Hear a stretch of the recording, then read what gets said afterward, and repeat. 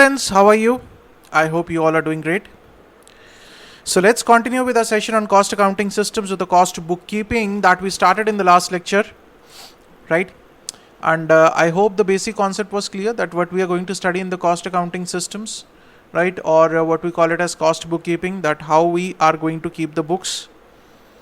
Now, this is very important that we discussed that in cost bookkeeping, in the costing, what we do is we follow two kind of systems. One is the integrated cost bookkeeping and the other one is the non-integrated cost bookkeeping. Now, in the integrated cost bookkeeping, we prepare a single set of books for costing and financial purposes. But in the non-integrated bookkeeping, we prepare two set of books, a separate set of books for costing and a separate set of books for the financial transactions, right? This is what we discussed. And at the year end, we are going to reconcile the costing and the financial books, right? So up till this point, we have discussed that how we are going to prepare. Now we are going to go into the in-depth of this, right? So before we start, one very important thing, guys, if you like these videos, if you are having a good learning from these videos, do hit the like button, right? Because I can see that most of you are not subscribing to the channel. Do subscribe to the channel and press the bell icon so that you get all the notifications whenever the video is uploaded. Secondly, do like the videos, right? Because that is a big motivational factor for us, that yes, you people are enjoying the lectures. Otherwise, if you will not do it and we don't get the motivation, there is a possibility that we might stop uploading the lectures, right? If we are not getting the fruitful results of our efforts, because we are putting in lots and lots of efforts in preparing such things and providing it absolutely free of cost. And one thing we are expecting is that you like our videos. That's it, right? And subscribe to the channel, obviously, and most importantly, share with your friends, right? Share it as much as possible on any platform, sir, on Telegram and on any platform. I know in the Telegram, lot of groups are there who will ban you. Whenever you will take the name of KSJ Teaching, they will absolutely ban you. Why, sir? Because they are the paid agents, right? And I am not paying them. One very simple reason, one on many Telegram groups are there, I'll not name them, right, who are boasting themselves of having 40,000, 50,000 students, right? And I don't want them to be my paid agents. I'm not paying them anything, right? So that is why in those groups, whenever you will take the name of KSJ Teaching, they will absolutely ban you or mute you. That is what I tell you. But even then you have to share it, right? We are not here to encourage the paid agents. If something is for the benefit of students, then why not you share it? So many of them are just running those channels only for the monetary purposes and not for helping the students. And many are there who are there for helping the students, who are actually helping the students, who even share our free lectures and everything, right? So all kind of people are there, that's fine. But it's up to you people now to share it maximum on Telegram, on everywhere, on every platform. You have to share it with your friends on WhatsApp and so on, right? Otherwise, if we don't get motivated, if we don't know that how you people like it, if you are not commenting, if you are not liking the videos, if you are not subscribing to the channel, then we'll stop uploading this content. Simple, right? As simple as that for us. Because why should we be putting so much of efforts then, right? There is no use if we are not going to get this much thing. We are not asking any monetary benefits or anything, guys. Just simple things we are asking for you, right? And if you people can't do that even, then I think there is no fun of putting the efforts then. Okay, now I'll see how many of you like the videos, how many of you comment now, and how many of you share with your friends and everywhere else, right? Accordingly, I will decide whether to continue or not.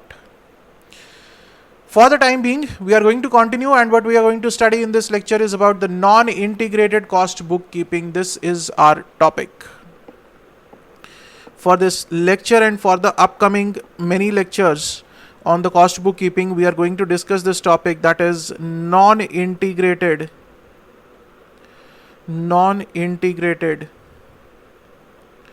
cost bookkeeping. Non-integrated cost bookkeeping. Now in the non-integrated cost bookkeeping, one thing is very much sure, I've told you a separate set of books will be prepared for the costing purposes and for the financial purposes, and at the year end we are going to reconcile those books, right? For the reconciliation purposes, the financial books will be given the priority because ultimately the financial books are to be compiled and submitted in the department, right? So in the non-integrated cost bookkeeping, the first thing is separate set of books. Separate set of books. So all those who are having the books, no need to write anything, right? Everything is given, don't worry. Separate set of books for costing and financial purposes. For costing and financial purposes, right?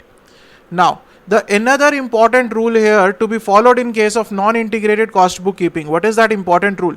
Sir, we have learned in case of financial accounting, that we have studied from the smaller classes when we enter into the commerce stream, right? Or even if you are not from the commerce stream, whenever you learned accounting, there were the 3 golden rules told to you, 3 kind of accounts were told to you. What?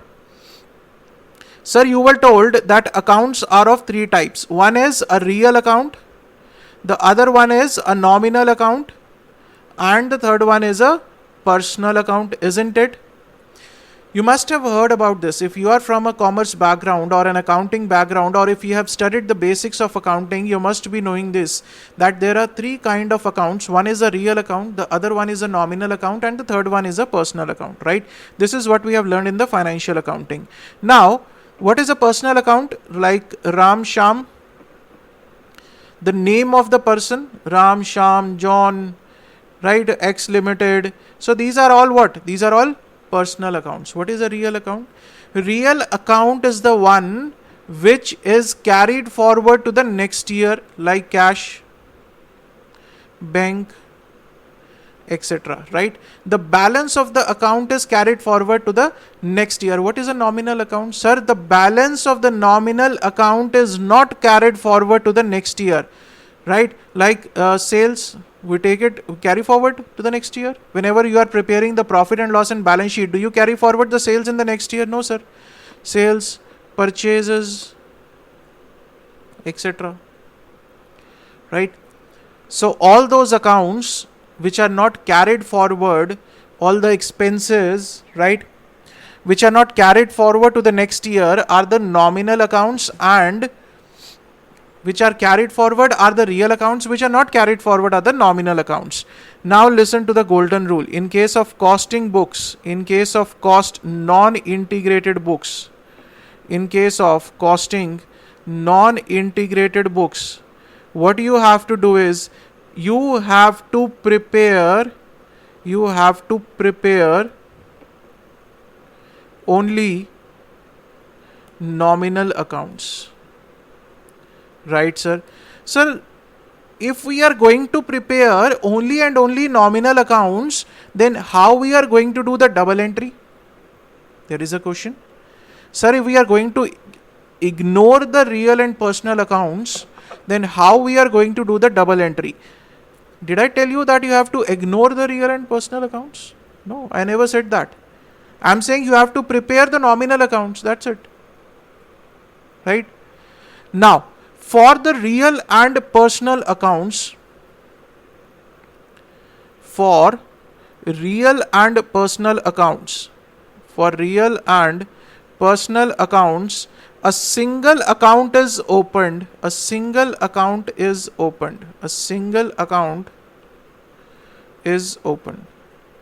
which represents both the real and the personal accounts. And what is the name of this single account? This is known as Journal Ledger Adjustment Account. Journal Ledger Adjustment Account, right? Or we call it as GLA, or the another popular name is Cost Ledger Control Account. cost ledger control account, or we call it as CLC. So these are the two popular names, right? It can be another name also, normal ledger adjustment account, something like that. But these are the two common names that are generally used. One is the journal ledger adjustment account, GLA account, or the cost ledger control account, CLC account, right? So for the real and personal accounts, you don't have to use the names like Ram, Sham, John, X Limited and all those things. Cash Bank, you don't have to use it. Instead, what you will be using you will be using the Journal Ledger Adjustment account, GLA account or CLC account, right? For the nominal accounts, we will be using their names as per the transaction. For the real and personal accounts, you will use the GLA or CLC account. Clear? So this is one golden rule of non-integrated books that you have to remember. Clear? This much is clear. Now, the first step in the preparation of the non-integrated books is what we are going to do is what we have learned in the financial accounting. So the first step is journal entries, right? The first step that we are going to learn in the non-integrated books is the journal entries. Now this journal entries part, I will be dividing into 4 parts, right? The first part is we will study the journal entries related to material, that is raw material, I can say, right? The second set of journal entries we are going to study about labor. Third set we are going to study about overheads. And the fourth set we are going to study about finished goods, right? So basically what I have done is I have divided this non-integrated cost bookkeeping into 4 parts: raw material, labor, overheads and finished goods, right? We'll do it one by one, that in case of raw material, how the various treatments are going to be, what are going to be the journal entries, right? For labor, what are going to be the journal entries, for overheads, for finished goods, and then we'll do the practical part. Clear? Very simple chapter if you focus very clearly. Very simple chapter, sir. Not at all difficult. Nothing is difficult. The only thing is, I told you in the last lecture also that before starting with this chapter, you must be very much clear with the material, labor and overheads chapter. That is very important, right? In fact, all the chapters till cost sheet what we have done, you should be very much confident for all those chapters. Only then you will be able to understand this chapter in a good way. Right? So let's start with the journal entries. First, we are going to start with the raw materials. Now, all those who are having the handbooks, they should open their handbooks, right? Now, this is our handbook. This is the chapter from our handbook only. Clear? So all those who are having the handbooks, they must have the fun.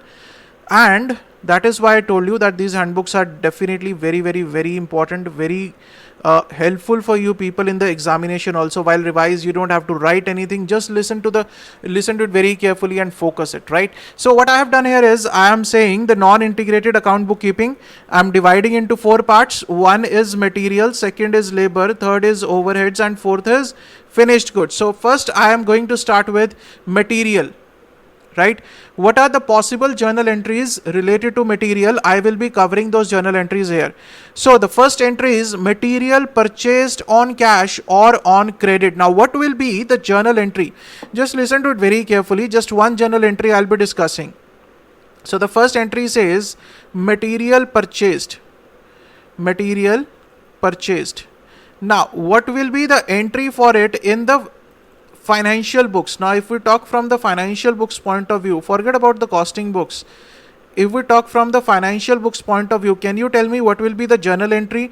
Sir, the journal entry will be purchases account debit, purchases account debit to cash if it is on cash, and if it is on credit, we will write the name X Limited or whatever from the party from where we have purchased it.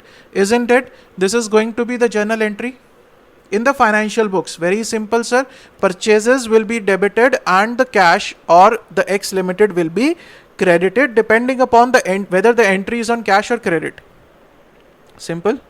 Any doubts?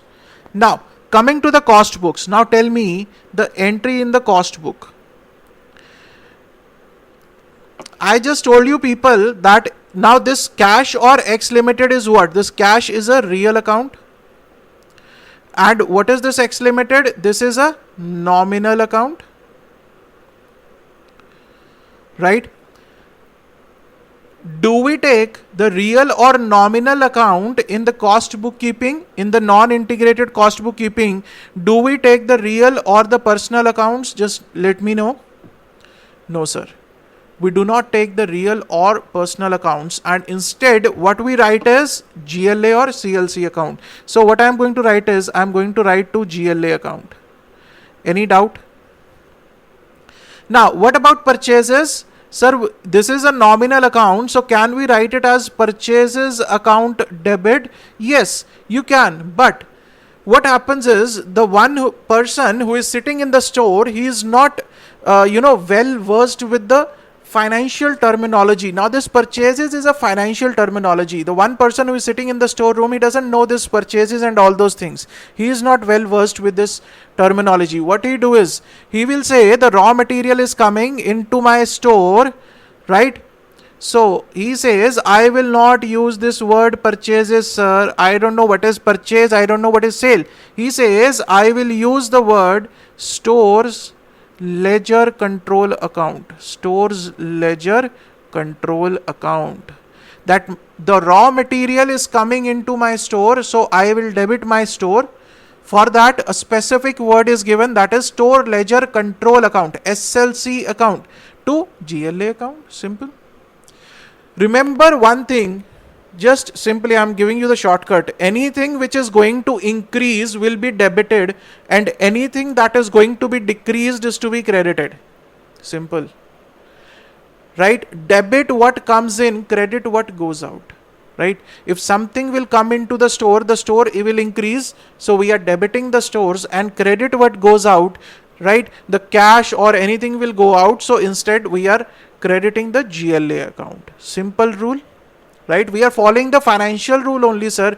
While passing the journal entry, the rules of the finance will remain the same. Right? The only thing is we are altering the names. Clear? Now, look at the journal entry. The first entry is material purchased for cash or credit. Right? So the store's ledger control account to GLA account. My store will increase, the raw material will come inside the factory, my stores will increase, so I will debit what comes in and credit what goes out. The cash will go out, or the party will be credited, right? So instead of that, I will be crediting the GLA account. Clear? Now, the freight, or the first entry is done. Second, the freight or carriage inward on raw material. Now remember one line I told you, that any in the cost sheet also I told you that any cost incurred on placing from placing an order of the raw material till the raw material is received in your factory, any direct cost incurred will form the part of the cost of the raw material, isn't it? So if any freight or carriage inward on the raw material, it will increase the value of my store, right? It will increase the value because it will form the part of the raw material cost. Now this is the part of RM cost, right? So my stores will increase, my entry will be stores ledger control account, SLC, to GLA, isn't it? GLA is used in place of cash or the party. That means in place of real or the nominal accounts. Clear? Any doubts up till this point? Next, material returned to supplier. Now, the material that I received in the factory, some of the material was defective, so I returned that to supplier. What will be the entry? Just the reverse of the receipt. My stores will come down, so I will credit SLC account. Now I am writing the SLC, that is stores ledger control account. Clear? So I will credit SLC and I will debit the GLA account. I will reverse the entry, right? So this is the reverse entry. The first entry was I am receiving the raw material, and the third entry is I am giving back, I am returning the raw material to the supplier. Clear? Now, issue of direct material to factory or production department or shop floor. Now what will happen, sir? Listen to it very carefully. Issue of direct material. Issue of direct material. Now, what will happen, sir? This is my store area. Listen to it very carefully. This is my store area, right? And this is my production area. This is my production area. Now, what is a direct material which is identified in the 1 unit of finished product, right? Here, my raw material is kept, and in the production area, my work is going on, and I call it as WIP, work in progress, where the raw material is being converted into finished goods. Isn't it clear?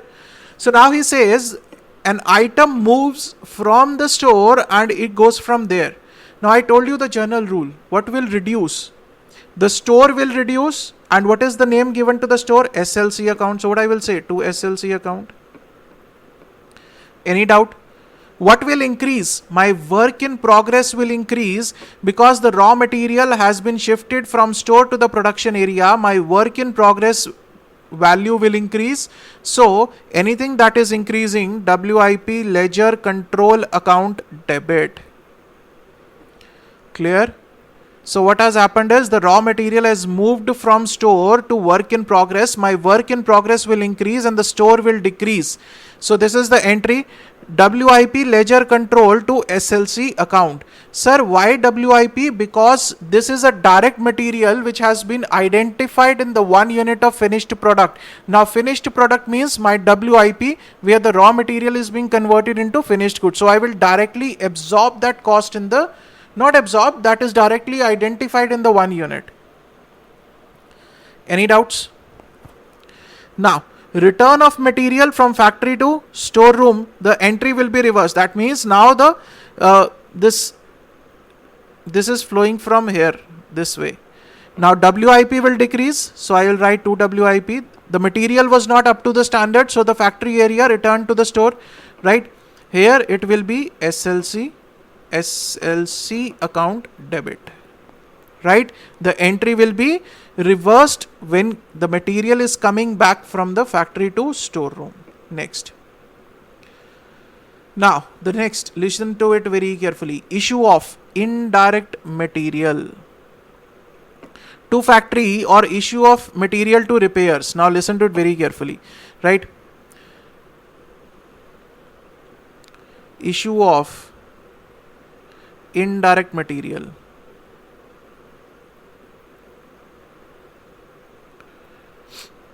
Right? Now what will happen? This is my store area.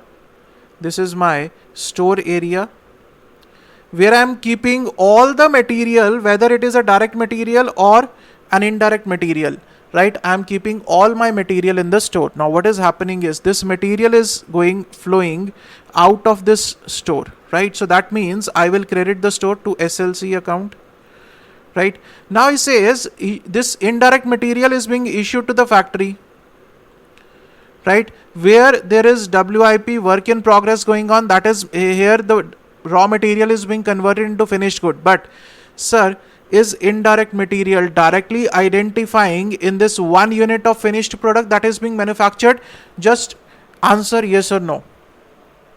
Just question to yourself that the indirect material is talking about, is it identifiable in 1 unit of the finished product which is being converted and which is called as WIP? No. So can you increase the WIP here? No, sir. Then what is the name given to the indirect material for factory? What is the name? Remember cost sheet. In the cost sheet, what we have done? We have taken all the indirect material related to the factory. We call them as factory overheads, isn't it? After prime cost, we call them as factory overheads. So what we are going to do is our factory overheads will increase. Factory overheads control account debit, right? Now you might ask that, sir, this factory overheads, these are also to be absorbed in this WIP. Yes, you are absolutely correct. These factory overheads will ultimately be absorbed in this WIP. For that will come when we are going to study about the overheads, right?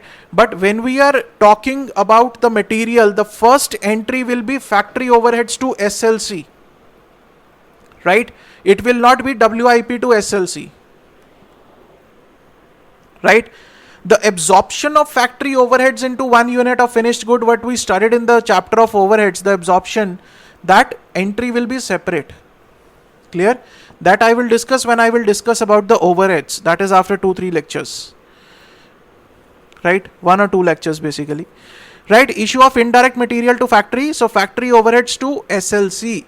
Now issue of material to office. Again the SLC will be credited because all the material is lying in the store, but the debit will be given to the office and administration overheads. Remember I told you that when we talk about the overheads are divided into 3 parts. Right? The first part is factory overheads. Second is administration overheads, office and administration. Third is selling and distribution overheads.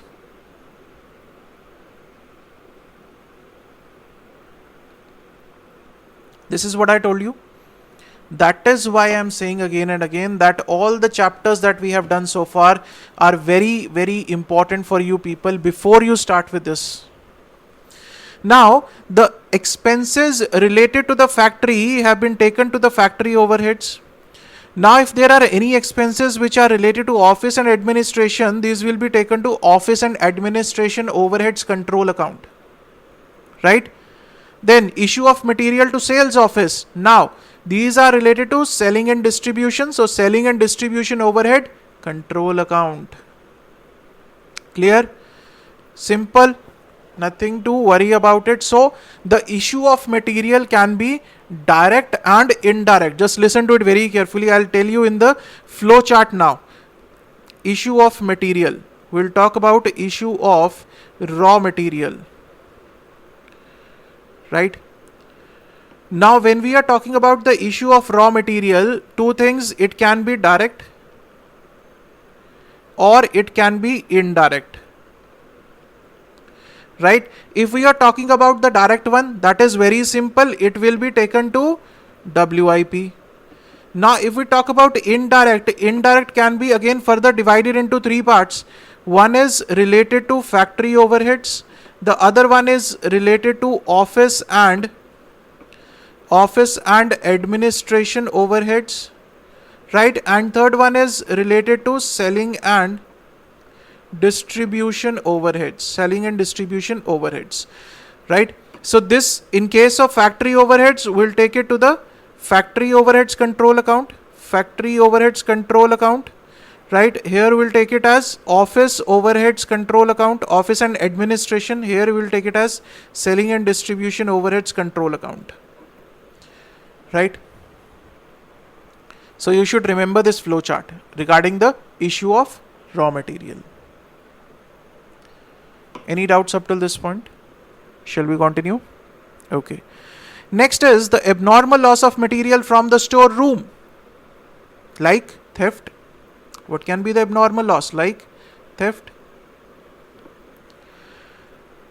Just remember one golden rule in cost accounting. Whenever there is an abnormal loss, the abnormal loss will always be taken to costing profit and loss account.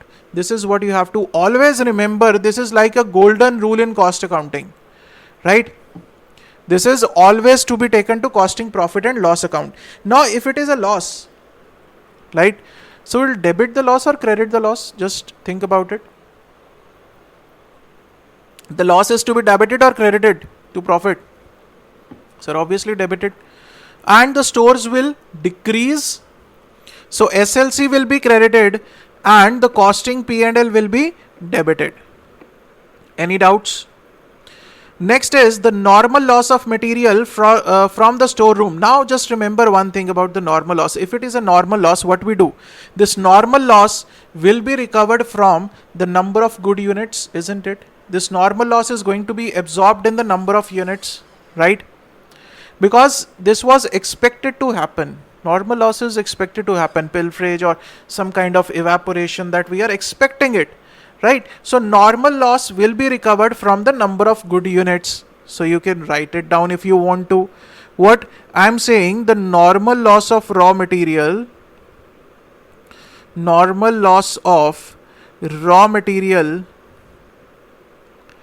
will be recovered from number of good units. right? So what will happen, sir? One thing is very much clear, that to SLC we have to write down. Why? Because the stores have decreased. There is a loss. The raw material is no more in the store. That means the stores have decreased.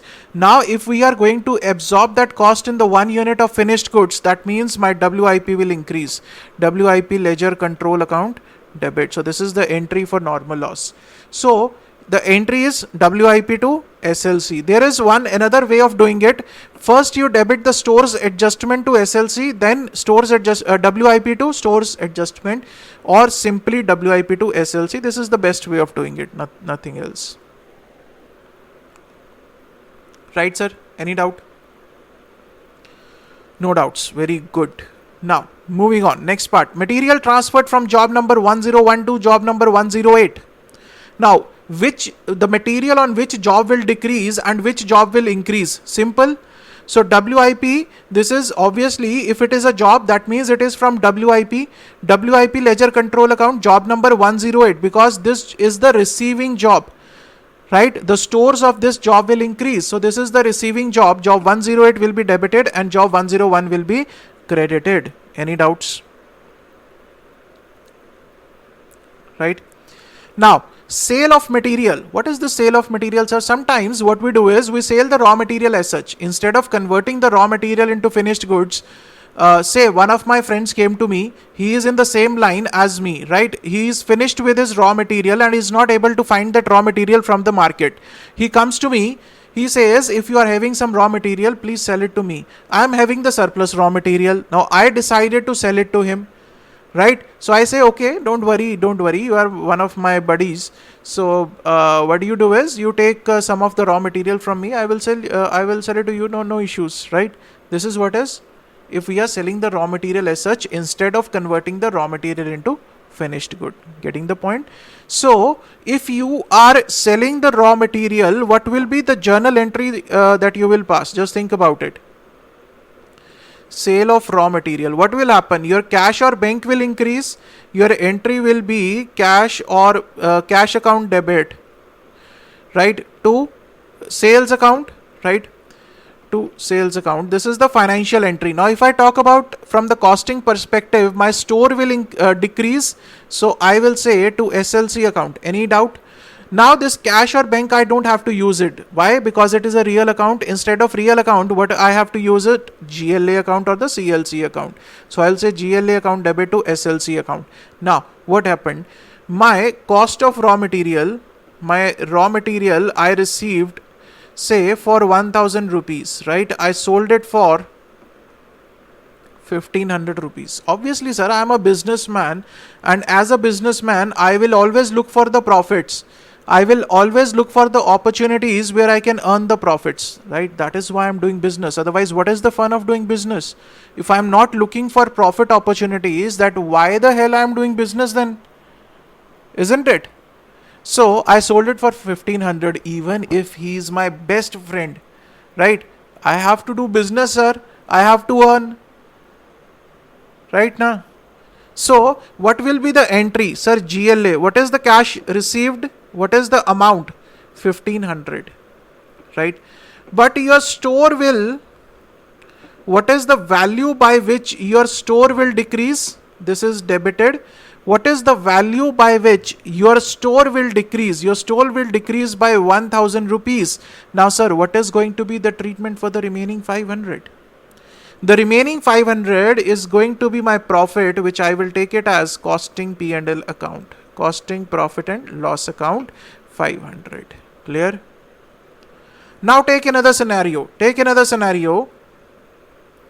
The cost of raw material is 1000 rupees, and I sold that raw material for, say, 700 rupees. Sir, he is my best friend, right? Otherwise also I had surplus raw material and this was getting spoiled lying in my storeroom, so I decided to sell it to him for 700 rupees, right? I am a good person. I am selling it to my best friend. I am selling it to below my value. So what will happen, sir? Just tell me the journal entry. GLA account debit. This is the amount that you will receive, 700. to SLC, what is the value by which your store will come down? 1000. Sir, the 300, it will be your loss, which will be taken to costing profit and loss account. Any doubts? Right? So this is what I have done here. GLA is the sale proceeds, that is the amount that you will be receiving.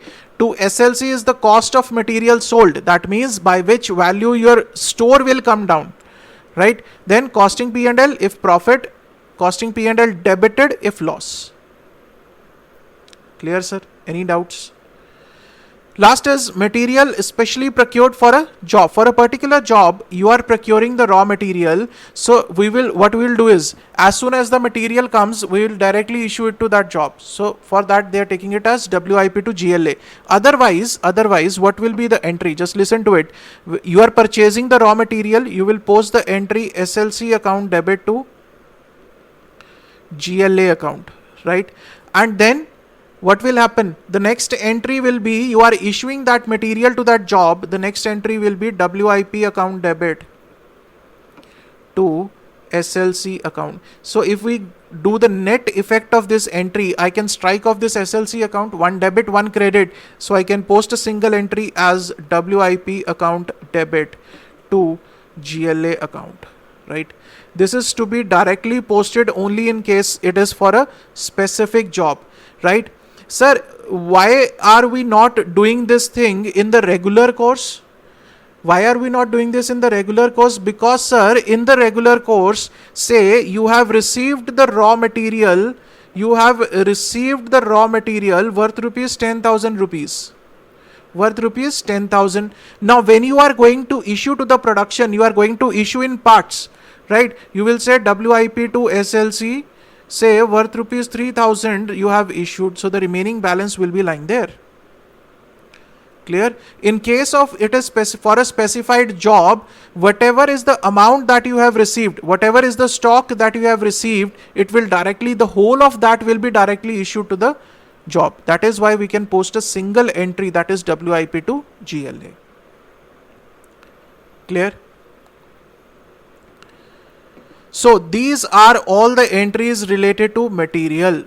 What you have to do is, all of you have the books, just revise these entries thoroughly, right?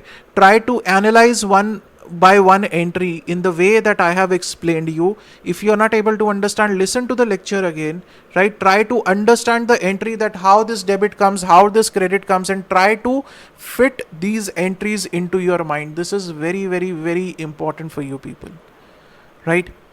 So in this lecture, we were just to talk about the material. That is what we have discussed. Clear, sir? Now in the next lecture, we'll do one or two practical problems also on this material, and we will discuss about the labor. The labor is very small part, right? So in the next lecture, we are going to discuss about the labor also, and we are going to do some practical problems also. Just one or two small practical problems on material, nothing much. Right, I hope you have understood it. Now you must go through all these journal entries and revise this lecture thoroughly. Only then we'll move forward, right? So see you guys in the next lecture. Till then, stay safe, stay healthy. Thank you so much.